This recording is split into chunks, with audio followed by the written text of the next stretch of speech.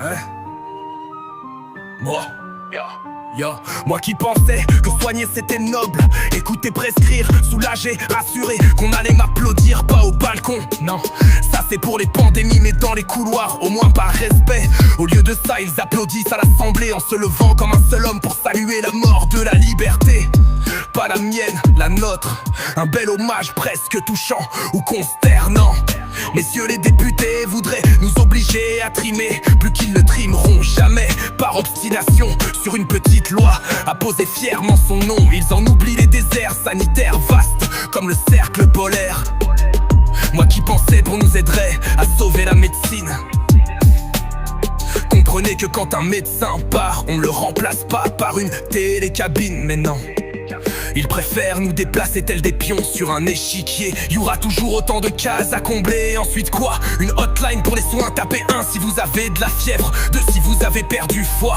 Les jeunes médecins fuient, les aînés s'épuisent. Pour ceux qui restent au choix burn-out ou tout plaqué. Petit à petit, l'envie d'aller bosser à l'étranger. Moi j'ai choisi de rester par automatisme. Peut-être par masochisme, ou parce que malgré tout j'y crois encore un peu. Pas en l'administration, non, elle nous asphyxie. Je crois en mes patients, ceux dont j'ai le soutien. À cette mamie qui demande comment je vais. À ce gosse qui repart avec le sourire et que je vois grandir. C'est pour eux que je continue.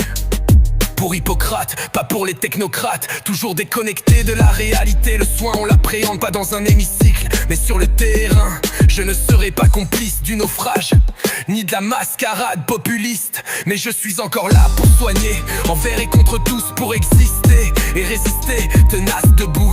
Jamais je ne renoncerai, les politiques s'acharnent. Mais faudra assumer l'hémorragie des vocations, mise en danger de la population. Toujours plus dévastatrice ces lois, prenant le nivellement par le bas. Entre le doute et l'espoir, ne pas laisser s'éteindre la flamme. Moi qui pensais qu'en devenant médecin j'allais sauver des vies dans ma campagne. Je soigne des papiers, des mots à la place des mots. La paperasse s'amasse et la médecine s'efface. Des certificats toujours plus absurdes. Moi qui pensais qu'après 10 ans d'études j'aurais un peu de reconnaissance.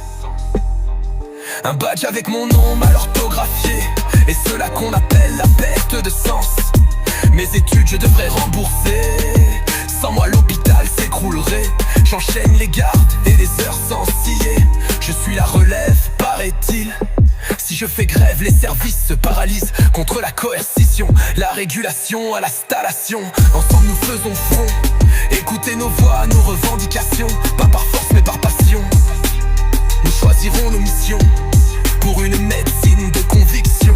Ils parlent de désert, de soins oubliés, mais enchaînent nos pas, nos volontés.